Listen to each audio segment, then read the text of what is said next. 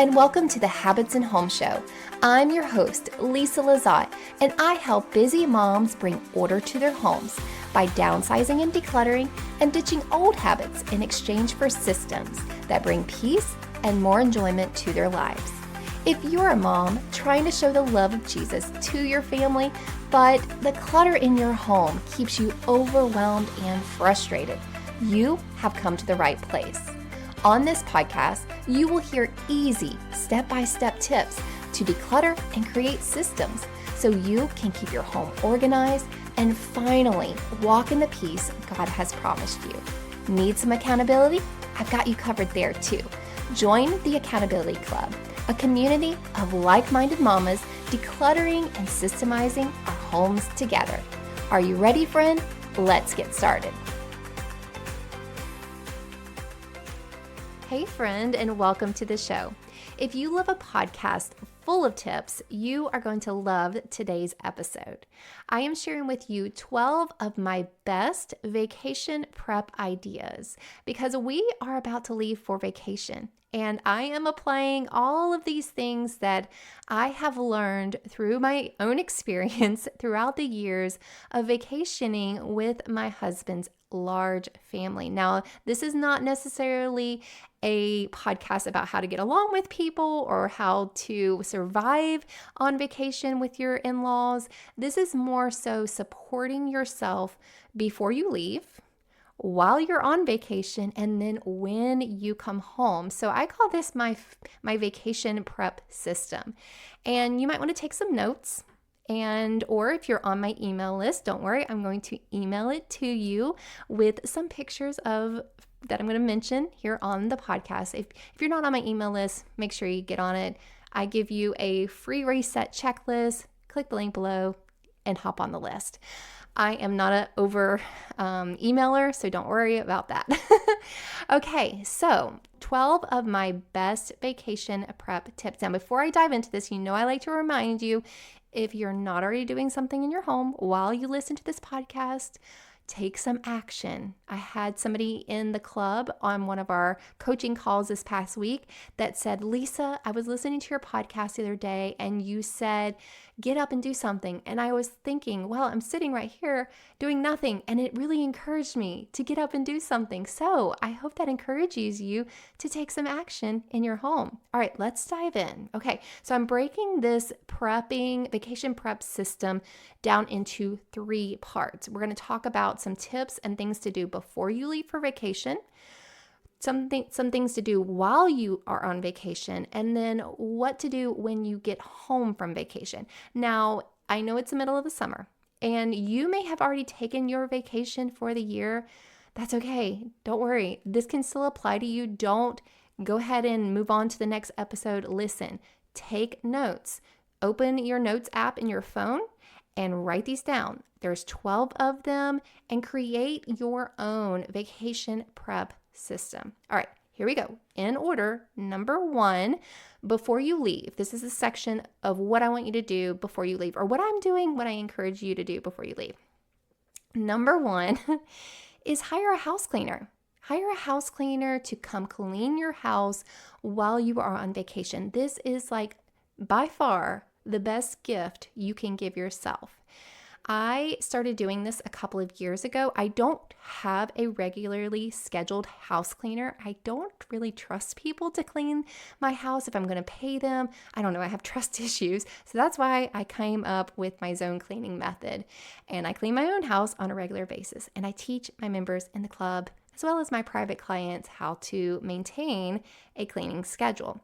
So anyway, I started a couple of years ago when we would leave once a year on a vacation, whether we were going skiing and it was during the winter time or it was during our summer vacation. And then I got up to where I was doing it on any vacation because I thought, wow, this is such a great gift and totally worth giving myself this gift regularly. Okay.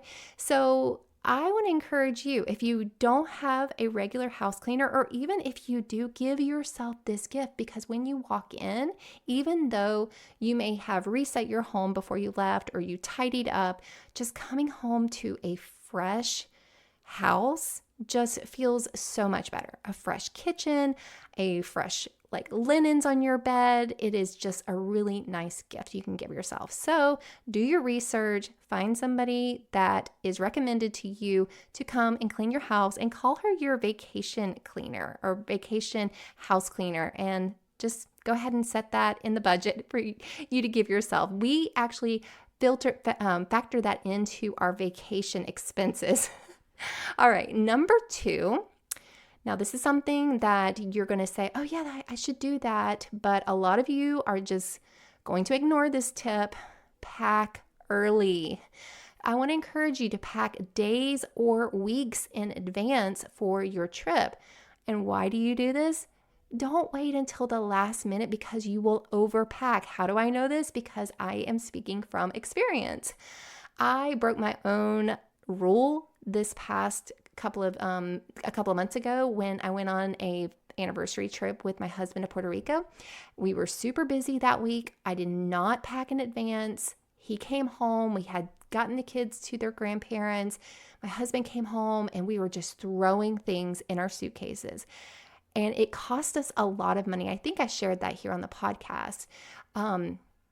It cost us a lot of extra money because our suitcases were overweight.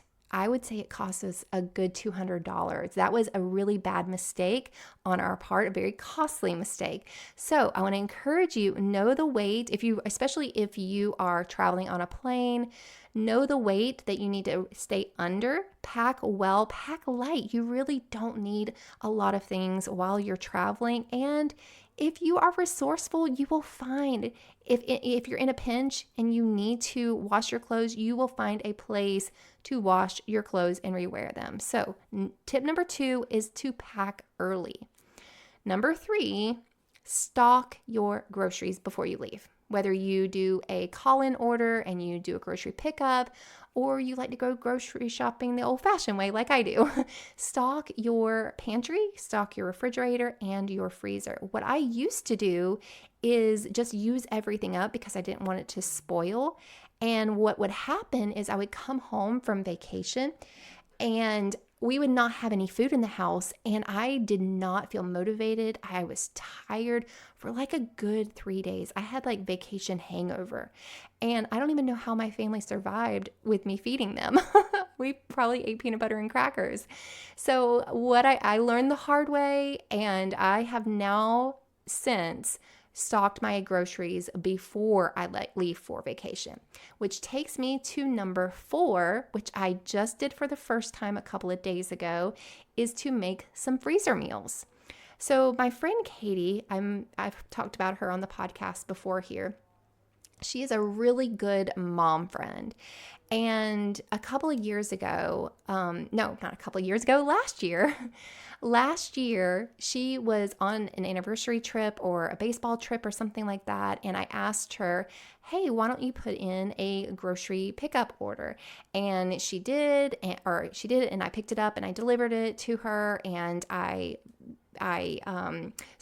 put everything away in her pantry and her refrigerator. Well, since then, she has done it for me and I've done it for her. And so anytime each of us go on a trip, we always take care of each other in this way. Well, this year, when we were on Puerto Rico, she asked me for a grocery pickup order, and I just could not wrap my mind around putting in an order. First of all, I don't even call in an order. That's just not something that I even do. I like to look at things and walk down the aisles. I like the process of buying groceries.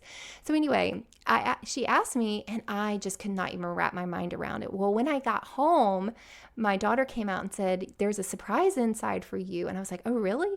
And she had left a list of meals that she had made for us for like the next 2 or 3 days, plus breakfast meals in my refrigerator. She left me a list of them and told me what they were, how to heat them up, what's in them, all the instructions. And then she stocked my refrigerator and my freezer with those meals. And I thought, oh my goodness, I have hit the jackpot in the way of friends. So this year, or for this trip, that we're about to leave on, I knew that she had just gotten back, and I was like, I don't want her to go out of her way to do something like that for me. But it also gave me the idea after she did that to support myself ahead of time and make some freezer meals. So that is what I did this past week. I made 3 casseroles. I shredded some chicken to make some chicken salad for our lunches for the following week. I am ready to go as far as supporting my family and feeding ourselves for probably an entire week when we get back. So making some freezer meals ahead of time is a really good idea. All right, number 5, after you have packed, after you have gotten everything in the car, reset your house. So everybody walk in, especially if you have older kids, do a quick pickup, quick house reset, because you don't want to come home to just pure chaos. And if you are hiring a house cleaner, it just makes cleaning the house a lot easier. So take the time and do a quick reset. This is not the time to declutter. This is not the time to do a decluttering project. No. We are simply resetting. Tip number 6 is to write a returning home to-do list for yourself. So when you're in this right mind of thinking, okay, I'm not tired, I'm not wore out from vacation, what is something that I want to remind myself or tell myself to do when I get back home? So whatever that looks like, whether it is to remind yourself to go ahead and unpack all your suitcases, whether that is you already have a plan of what the first meal is going to be, write that out. Go ahead and give yourself some guidelines or a guide or instructions for what you need to do when you arrive. You're basically parenting yourself. So what can you write down now to parent yourself for when you return from vacation? Okay, so that's what I have for you as far as before you leave for vacation. Now I have 2 tips for you while you are on vacation. Number 7 tip is to wash clothes before you come home. If you have access to a washing machine. That is something that we have been doing ever since the kids were little, is taking everything out of their suitcases that they have dirtied up and doing a big family load, washing everything, returning everything back to their own suitcases, and having everything washed before we come home. Because when we come home, we tell them to unpack their suitcases and everything is already washed. I don't want to come home and be backed up on laundry. A lot of us have complained or experienced that, where we bring home all of our dirty clothes from vacation, and it's really hard for us to get caught up because we dive right back into our busy lives and our busy schedules. Okay, tip number 8. If you did not stock your groceries before you left, or if there are some things that you need to pick up that were perishables, like milk, butter, bread, fruit, you name it, whatever it is, then go ahead and put in a grocery pickup order to be scheduled for the day you come back, or maybe even the next day. So even like when you're driving in from vacation, you just have your husband swing into the grocery store, and they load up the groceries in your car and you bring them home. Or you drop off your husband and your kids and you say, y'all unpack, I'm going to go pick up groceries.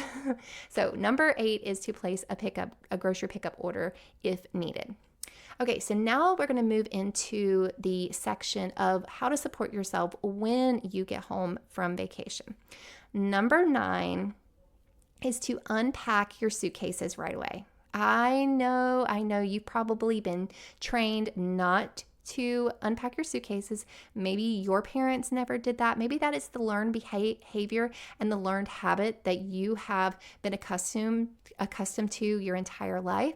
But starting now, after listening to this podcast, I want to encourage you to unpack your suitcases right away. Even if you did not get around to washing all of your dirty vacation clothes and you have a suitcase that is mixed, clean, and dirty, just go ahead and unpack. put your dirty clothes right into your dirty clothes basket. Don't even start your laundry. Don't start a new laundry right then. Just divide everybody's clothes in their individual baskets and then wait for their day that is scheduled for their laundry day to wash their clothes, okay?